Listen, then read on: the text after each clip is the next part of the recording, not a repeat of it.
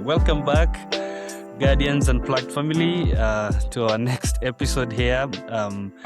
I hope you enjoyed our previous story where we had a chance to talk with Mary Mombi, who is a snake handler in Watamu Snake Farm.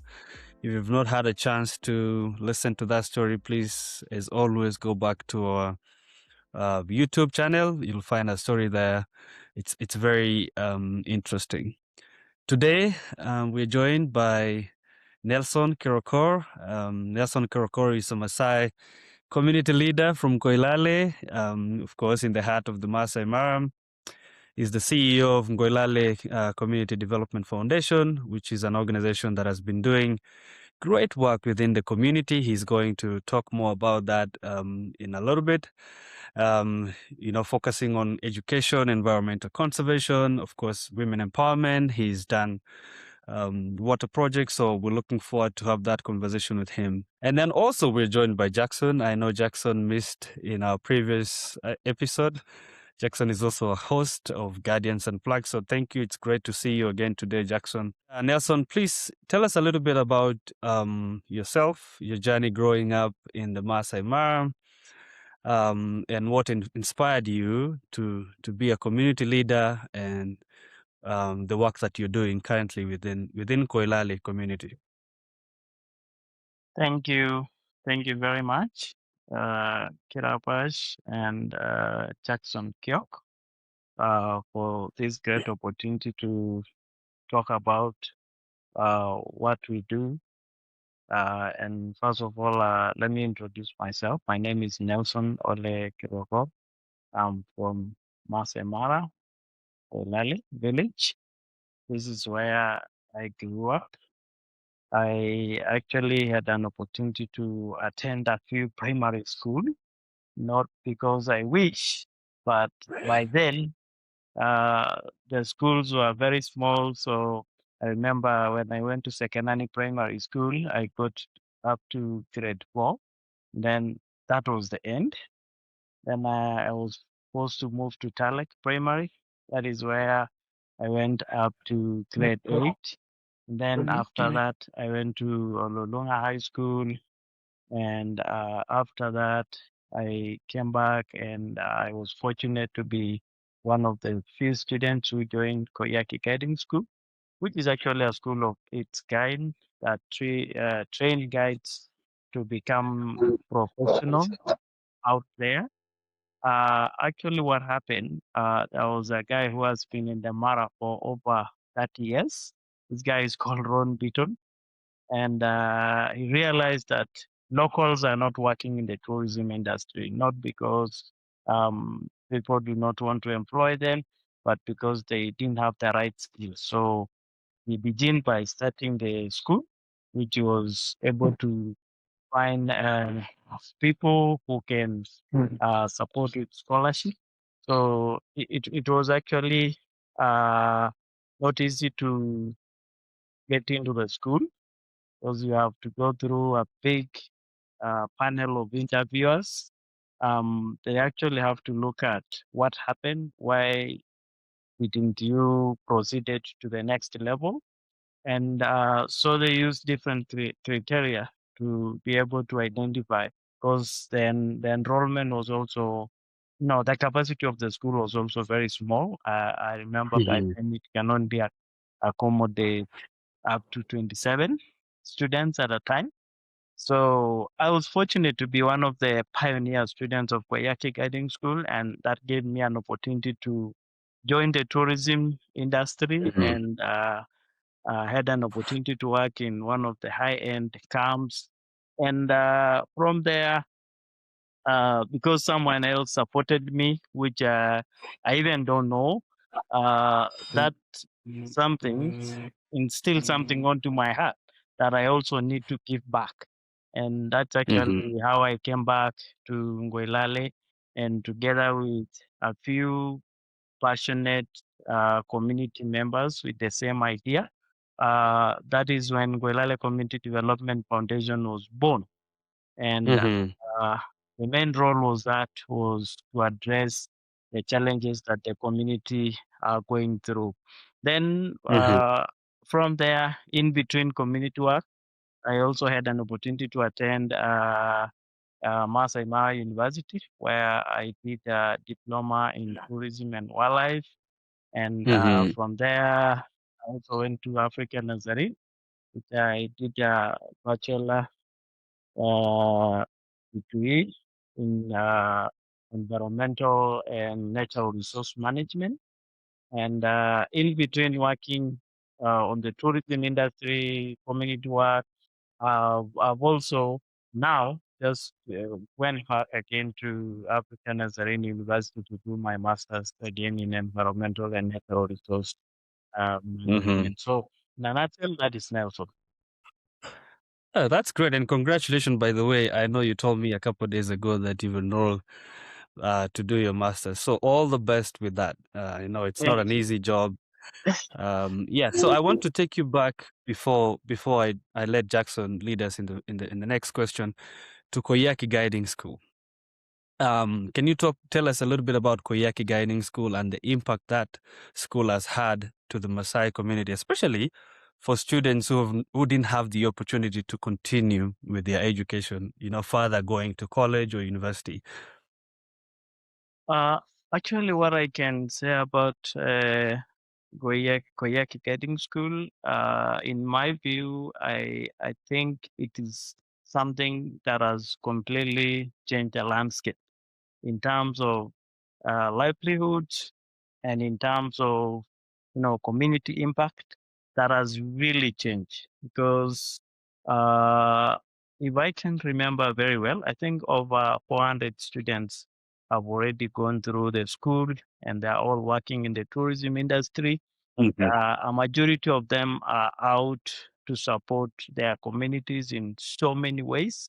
So Koyaki Guiding School has actually changed the life of so many community members. And Mhm. when you go to Koyaki Guiding School, they're able to train you so many things. Beside wildlife, which is one of the core things that they will train you out there, they will also train you to handle any community out there.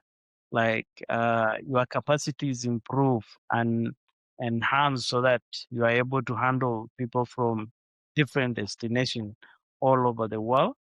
It is also an opportunity uh, to make you move from one level to another. Like a majority of the students who went to Korea Guiding School have transited to either other tourism colleges or universities, and they are currently able to work all over the country and even beyond. So Koyaki Guiding School, I think, is one of the school which whoever sat down and craft on how this can be done really did a nice job because it's something that has made a big impact on the Impact, community. yeah. Yeah. Absolutely. I agree. I completely agree because I remember even after college or when we were in high school, most of us really wanted to go into Koyaki because of the reputation. Because everybody who comes out of Koyaki always has a job working somewhere. I know maybe some didn't end up getting a job, but I'm very sure that majority of them ended up having the job and working, within the Maasai Mara, which also plays a big role in terms of employment for the community. So great. So I want to hand it over to Jackson to lead us. Yeah, maybe just to mention something I forgot. Mhm. One of the good things that Koyaki Guiding School does is they make sure before, as a professional safari guide, before you come out of the school, you're already a bronze level guide. Then from Mhm. there, they always try to encourage you uh, to move to the next level, which is the silver level, and also goes to gold level. So Mhm. it's also something that they do it very well.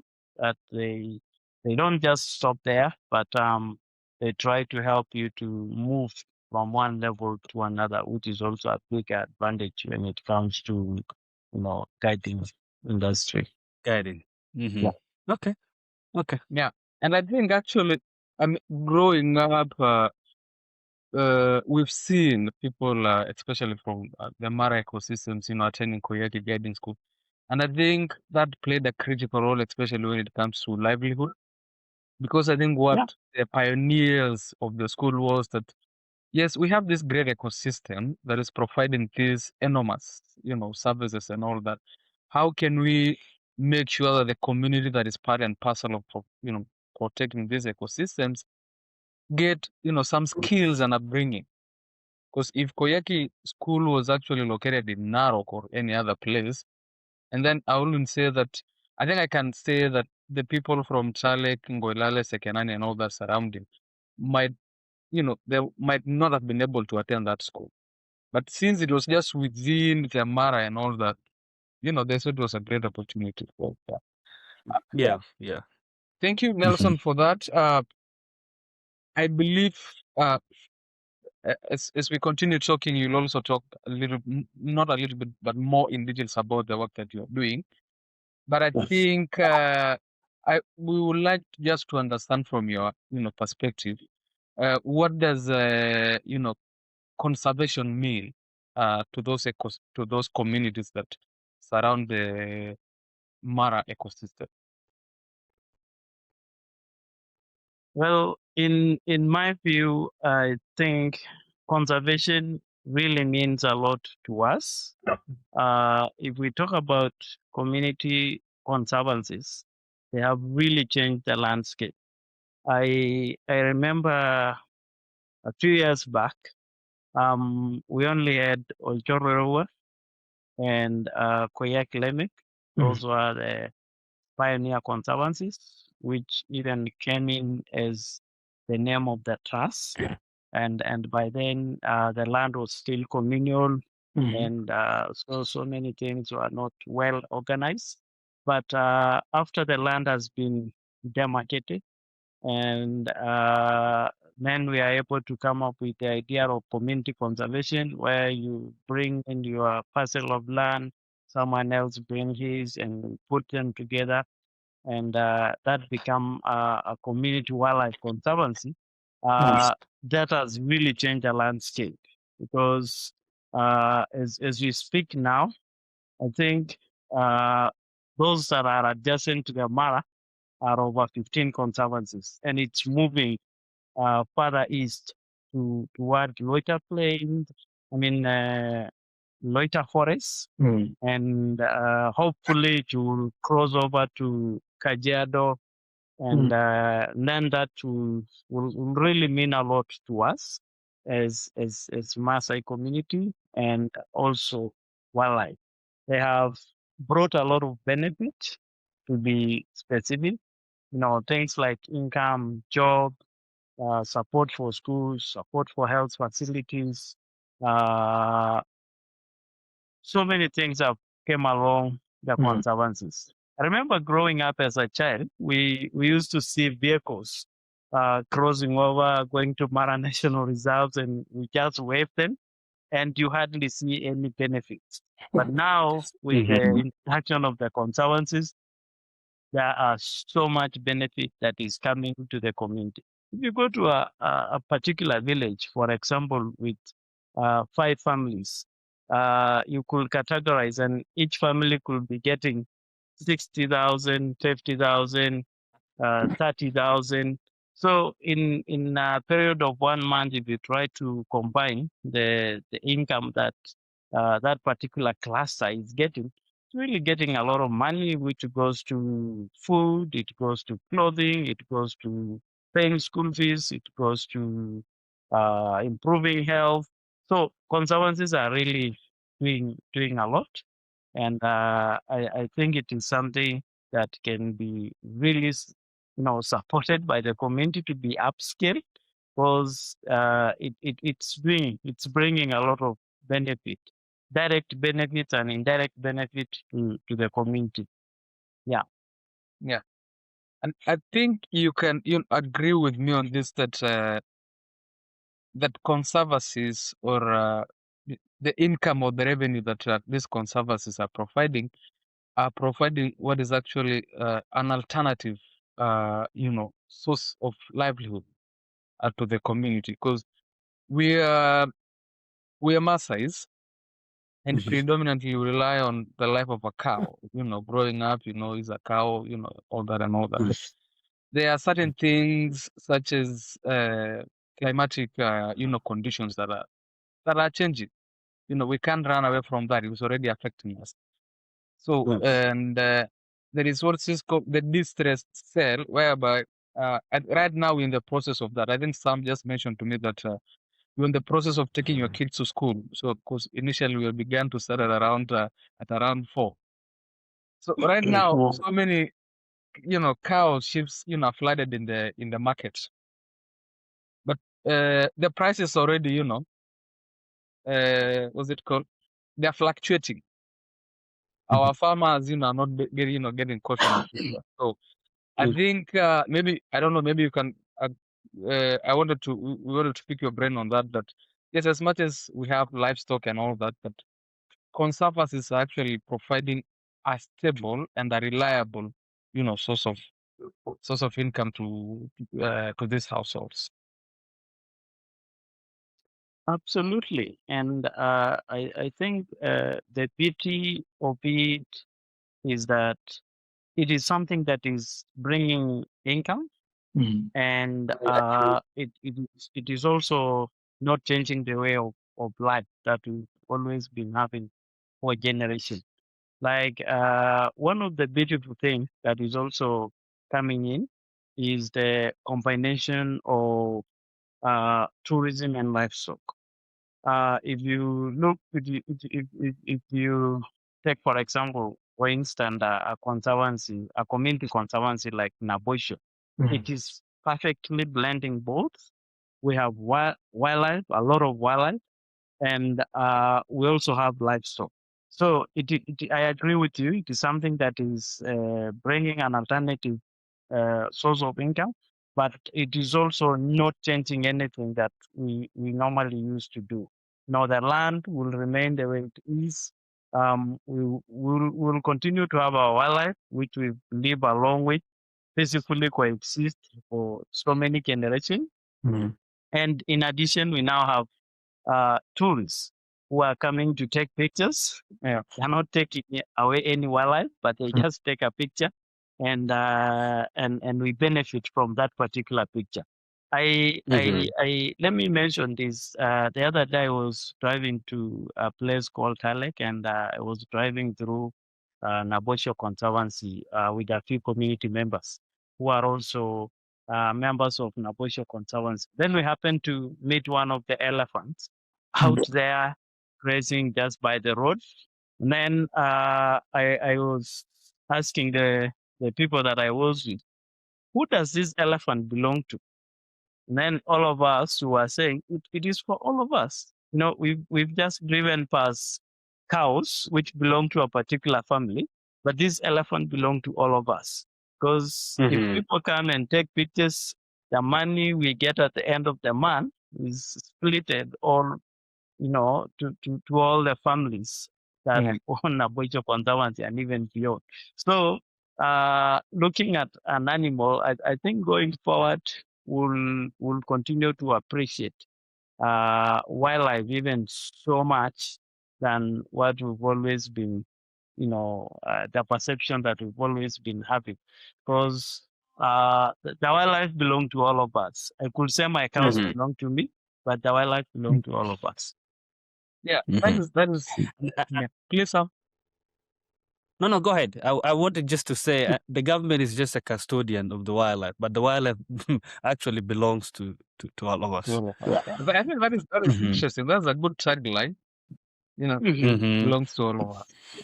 Yeah. So, Yeah. Nelson, I just want to understand this, and maybe you can link this to this aspect of human, wildlife, and livestock coexistence. Now, maybe tell us a little bit more about the model that Nabosha Conservancies is deploying to ensure that as much as we're saying we conserve our tourism, but also our livestock, as the Ma community, are also, taken care of. You're not telling them, to abandon them. So maybe you can take us a little bit more about the model that they're deploying to ensure that Yeah. Three, coexist peacefully. Maybe to begin with, let me say human wildlife coexistence. Living with wildlife is something that we are proud of. Yeah, but it's not always easy. Yeah, we face real challenges. Lions, hyenas kill our livestock. Elephants can destroy our fences. They can destroy our homestead. They can as well kill people. With so many cases of people who are killed by elephants and even buffaloes. This usually make a negative impact to a majority of the families that either lose their livelihood or they lose their life.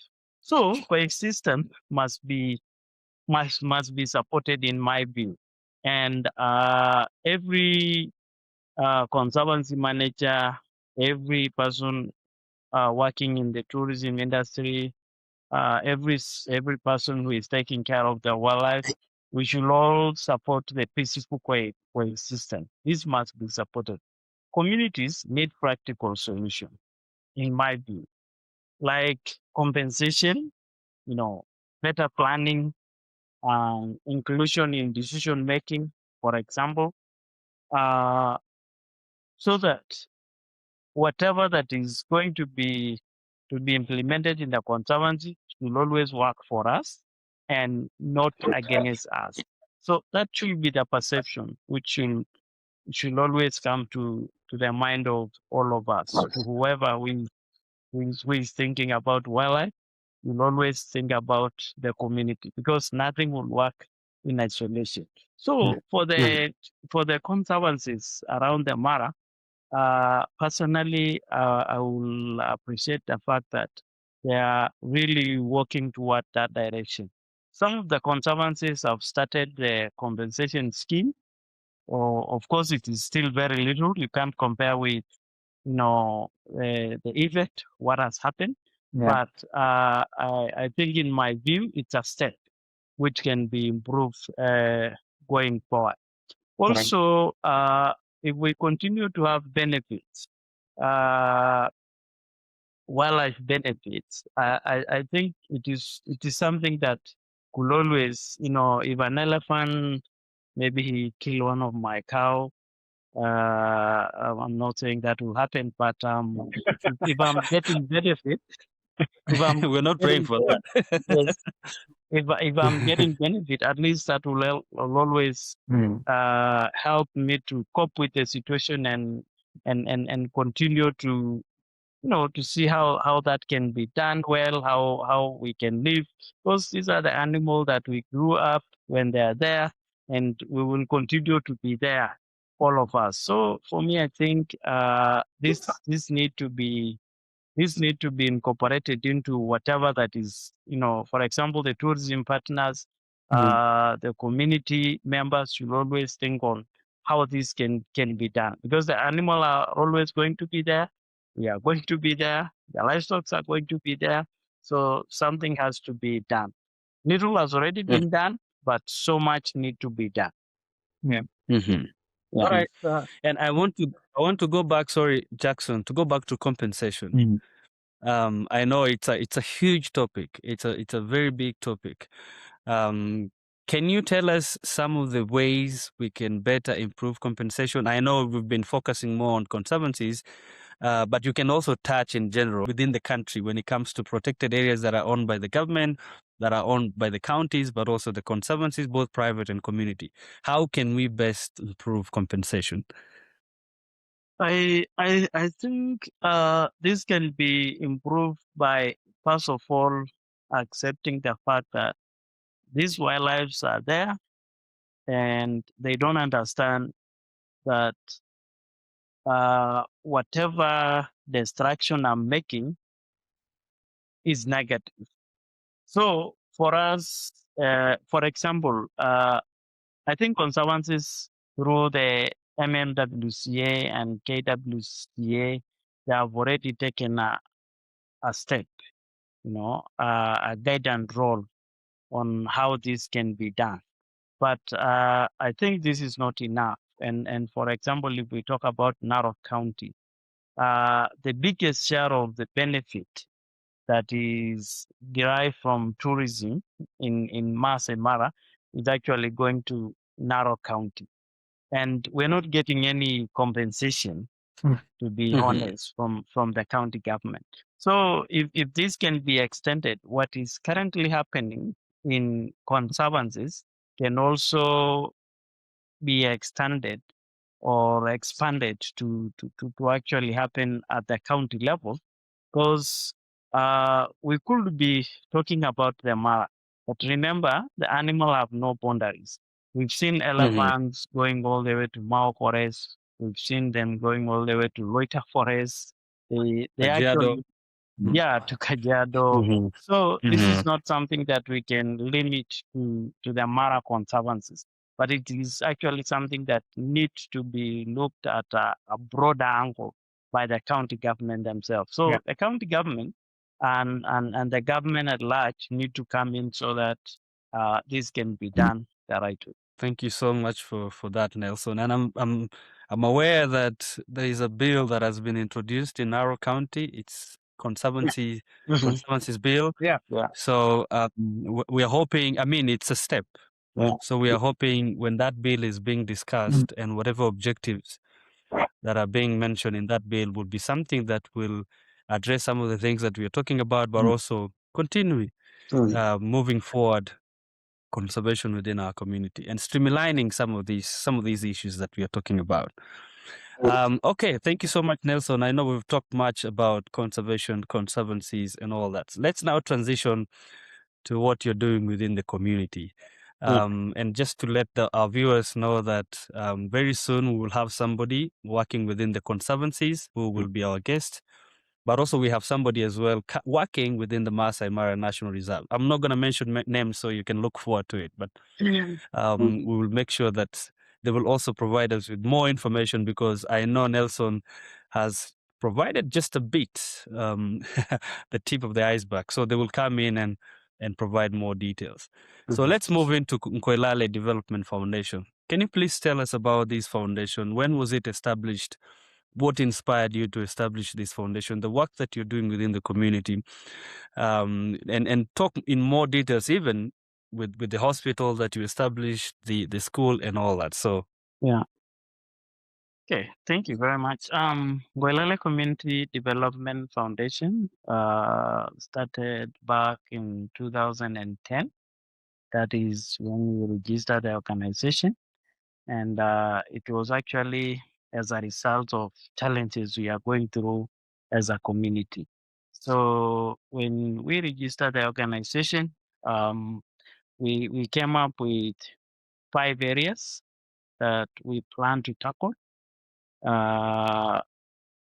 Because our our vision was to see an enlightened and so economically empowered community, and this can be realized through mobilizing locally available resources, as well as getting support from the well wishers, from the people who can support the actions that we are doing.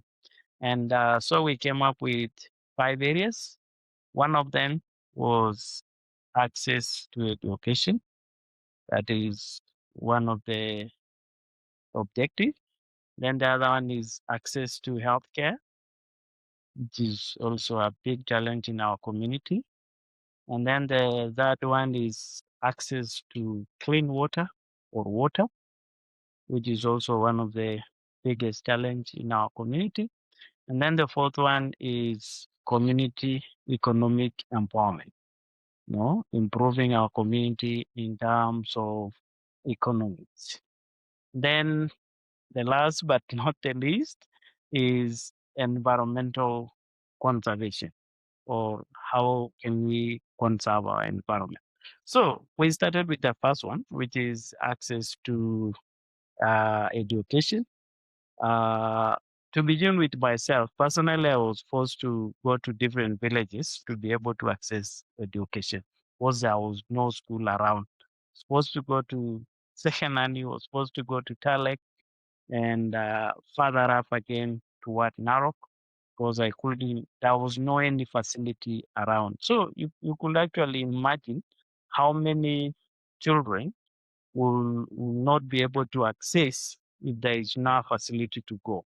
How big is the percentage which will go maybe and look for relatives, or someone who could accommodate you for 4 years, for 8 years, so that you are able to access education. That was a big challenge, and as a community we came up with that, and up to now we've been able to establish 5 schools in our Wow. surrounding. Yeah. And when we begin with the first one, we thought that could be enough. But after a few years, the enrollment went up. I remember when we started working, Guardians Primary School enrollment was 280 kids. But after a few years, it went up to over 1,000. So that became a big challenge. And we thought of establishing feeder schools, schools that are closer to the villages, which can give young people an opportunity to be jailed there and then move to Nkoilale Primary School. But that also didn't work, because the enrollment in Nkoilale has continued to become higher. So the schools that we thought they are feeder schools have also continued to become bigger schools. That was Mm. like Nabosho Primary School, which we started from scratch, getting the land from the community, mobilizing resources from the Nabosho community landowners to begin the first classroom. And then we went ahead and, write proposals and mobilize goats and cows to continue adding classrooms up to the level it is now. It's currently, as we speak, a big school. And then Yep. Saturn was also the same. Goso was also the same. And the other neighboring school, Dorisha, was also one of the school, which is grow. That's amazing. So Mm-hmm. that has given us a big foundation, I would say, because when we were struggling with such challenges, the transition from primary school to high school was a big challenge, and then from high school to colleges and university was also a big challenge. And now as we speak, so many kids are transiting from primary school to high school, from high school to university. So we are so proud of what has happened. And that usually inspired us to move to the next step. Then Mm-hmm. on the side of the healthcare, uh, when we started the organization, we didn't have any health facility around.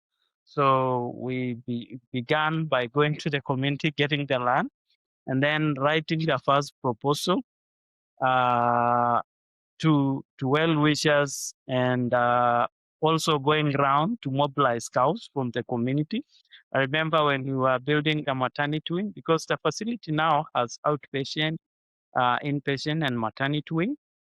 We don't support Wow. we don't we don't run or operate the facility as NCDF. Mm-hmm. It is a Mm-hmm. county government facility, and all our schools are also public schools.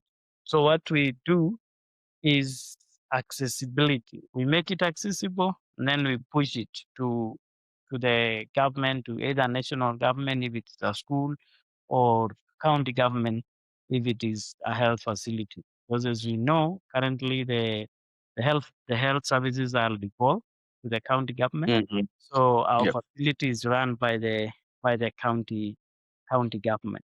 So during that time we were able to mobilize cows, mobilize sheep, mobilize goat, write proposal, because I was working in the tourism industry as well as in the community side.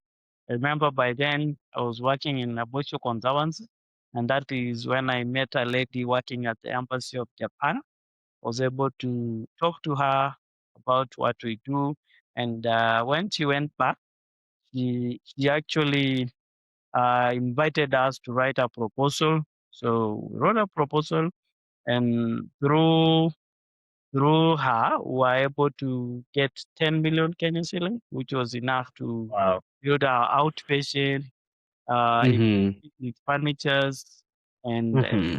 other basic equipment, and as well as a few staff houses, which have actually helped us to kickstart the whole process.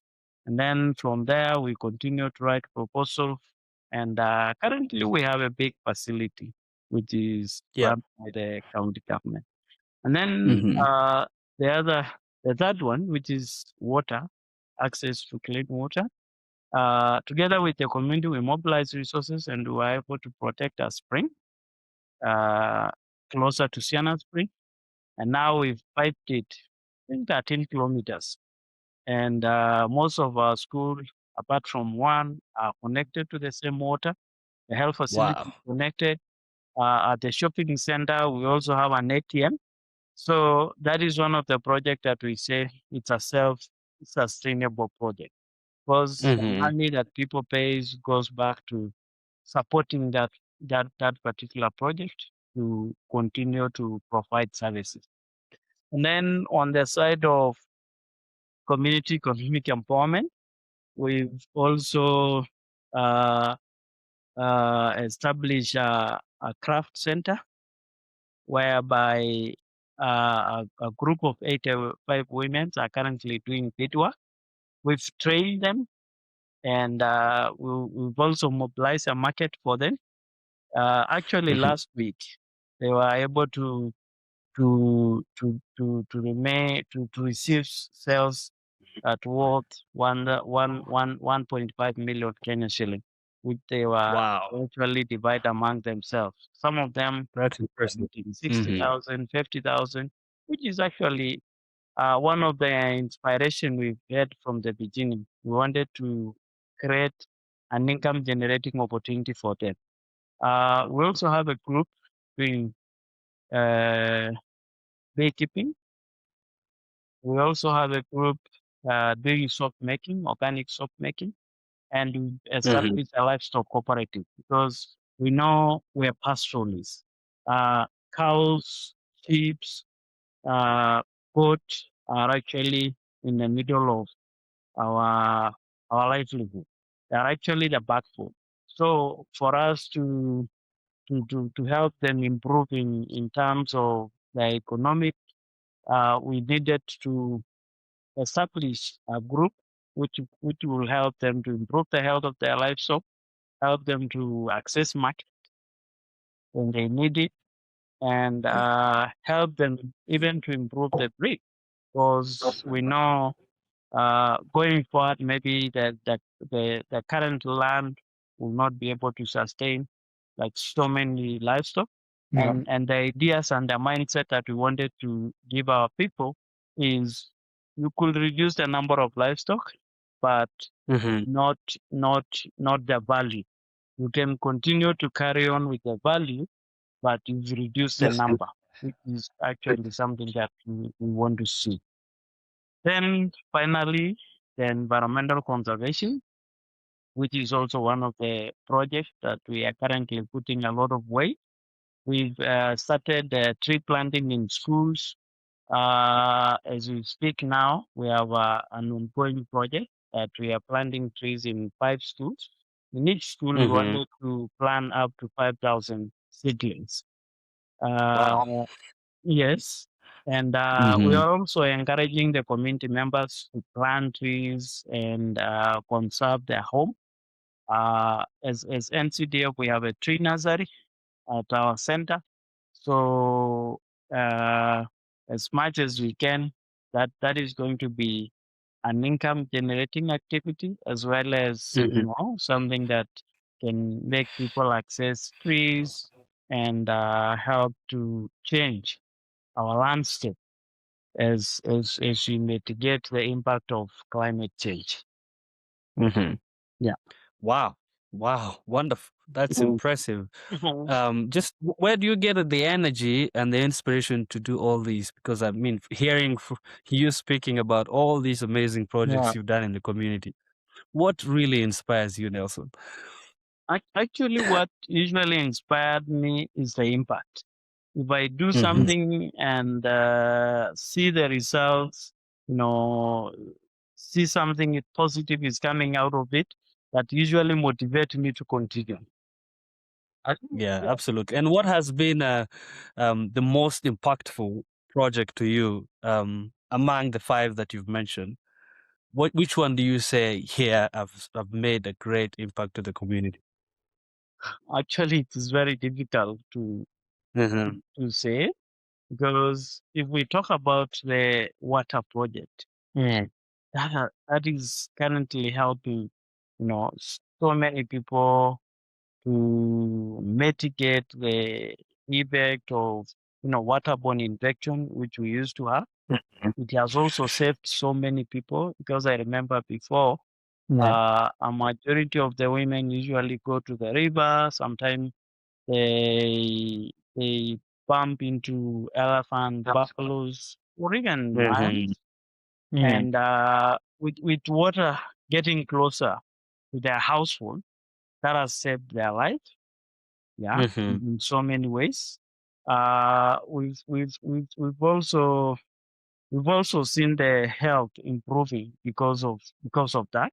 So that kind of aspect alone usually inspired me to continue supporting that particular project.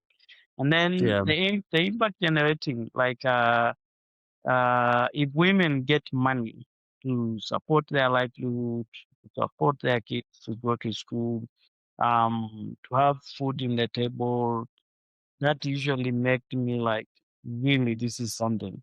And the other thing is, if I see so many young people uh, who came out of Welale Primary School, Naposhe Primary School, Ngoso, Sahaten, if I see them transiting to high school and going to colleges, that usually make me like really strong and about what we are Yeah. doing. Because I think not in any way to dismiss, because I believe when you're talking about what inspires you the most, I believe this is not in it's not run from this is number 1 to to number 3. But I think if it were me, I think that the top on the list is education. Yeah. Because you've given someone a very something that they will forever cherish. And they can turn that the skill that they got from Guardians Primary School to anything, and turn their life around and all that. But I think this is something interesting you just mentioned. Was it called mobilizing own, resources from community? Uh, that is very fascinating. I've never heard about that. The level of convincing, it takes to tell someone, I think, give us 1 cow, give us 2 sheep, and then we're going to build this. And I think that is really, really important, because I think what you're talking about in the world of development and all that, that it is high time we move away from aid dependency, to self-reliant. And community that we've been endowed by this, great resource, the cow, the sheep, the goat, and that. So I think that aspect of mobilizing own resources, starts me out, and I think it is really, really brilliant. I'm hoping that it gets, translated to other regions or to other sectors of the economy. Yeah, and basically it just supplements the aid support. Yeah. When you have the community, putting something on the table, it actually even attracts more support from outside. Yeah. So I like that concept and that model that Nkoilale Development Foundation is employing. Yeah. Yeah. Yeah. Oh, go ahead, Nelson. Yeah, actually it does 2 things. One thing is it enhance ownership. They will no longer say this project belong to who. They will own it, because they are also part and parcel of the contribution. And Absolutely. then the other thing is the sustainability. Correct. That Aspect. will also enhance sustainability. Yeah. So we've seen that happen. Yeah, because they can easily protect. It is ours. It belongs to us. So we are willing to contribute. If it's a water pump, we are willing to contribute to fix it. If it's planting trees, we are willing to come out and help plant those trees. So that's interesting. Well, thank you so much, Nelson. That has been really eye-opening for me. And first of all, I would like to congratulate you for the work that you're doing. And this is why we started this podcast, is for us to tell the stories of people like you. Because, you're doing an amazing job, but nobody's hearing about what Nelson is doing. I'm very sure the community knows about you, but we want to tell the stories of people like you that are doing important work within the community. I don't know if you had any other last question, Jackson. We're almost out of time here. Not necessarily a question, but again, just to commend the great work that Nelson is doing, because I've never heard about it. Of course, you mentioned to me he's doing some really amazing work, but this is mind blowing. And I think you and I, some were talking not so long ago about tree planting and all that. And I was telling you that I'm planning next time when I travel home. I'm in the process of starting to start that, to start planting trees. I ought to have started it at a very early stage in my life, but it's never too late. So I think just pass by Nkoilale, pick a few trees. A few trees, yeah. Then take it to our home. So I think that is really great. And again, talking about breed improvement.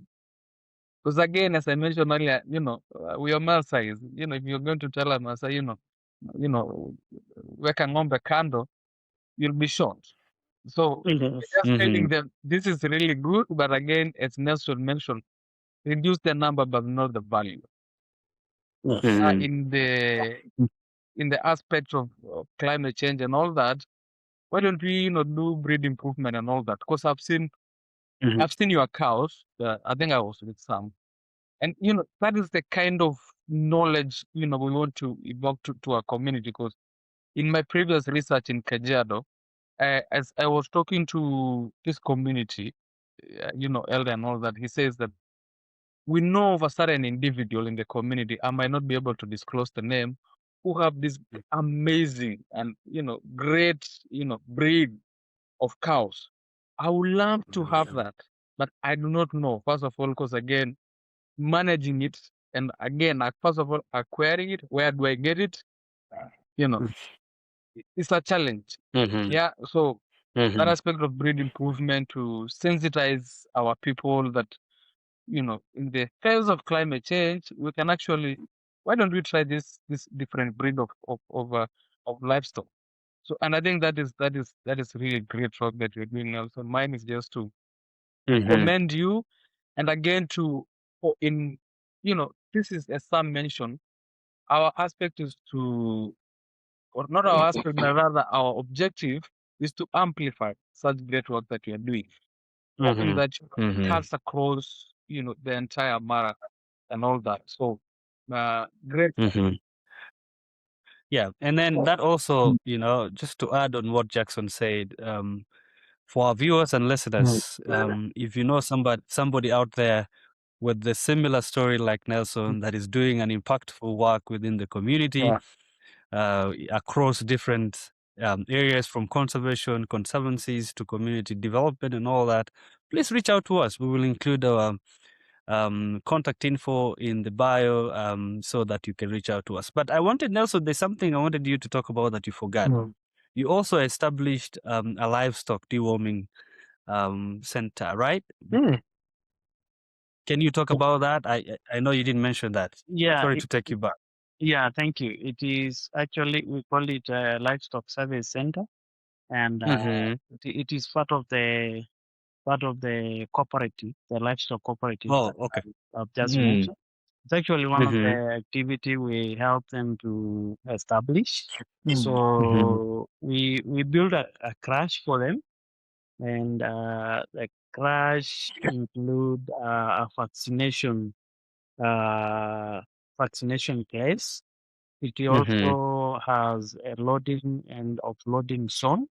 If people want to Wow. take their cows to the market, we also have a life scale where cows can get in and you are able to know how many kilogram lightweight as this cow has. Because in the meat industry, we normally have the live weight and the carcass weight. So for us, the live weight is easier. You can weigh your livestock, you know how heavy is your livestock is, Wow. and you can just sell it. And we've practically did it during the COVID period. Actually, during the COVID, we were able to support the community to sell 155 livestock to a company in Nairobi. So the company used to come because of the market closure. Company used to come all the way to Nkoilale. We load the cows in a lorry and they go with it.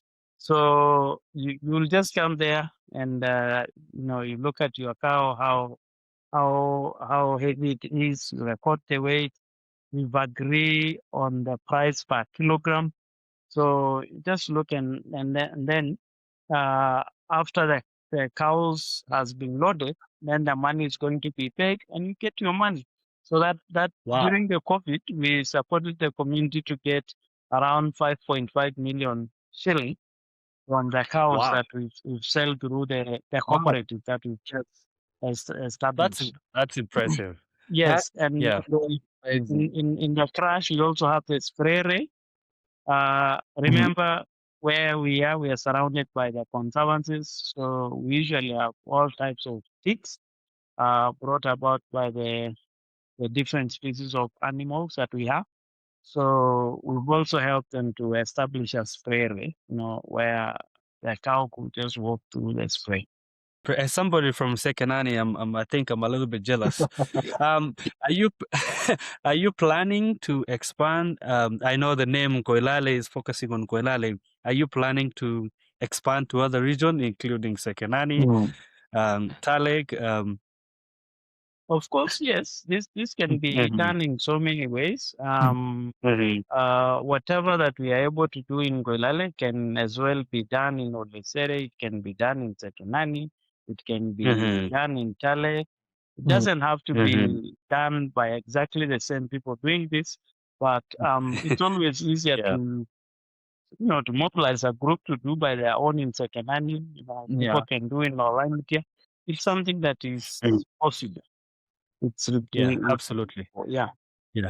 Yeah. Jackson and I have great ideas, the things that we want to do within our community. Yeah. We will definitely look for you. We need your experience. We need your wisdom. So perhaps we'll have to plan for coffee next time I'm in Kenya. Definitely. Always up. All right. Nelson, maybe as we end this podcast, what message do you have? Any closing remarks before we end?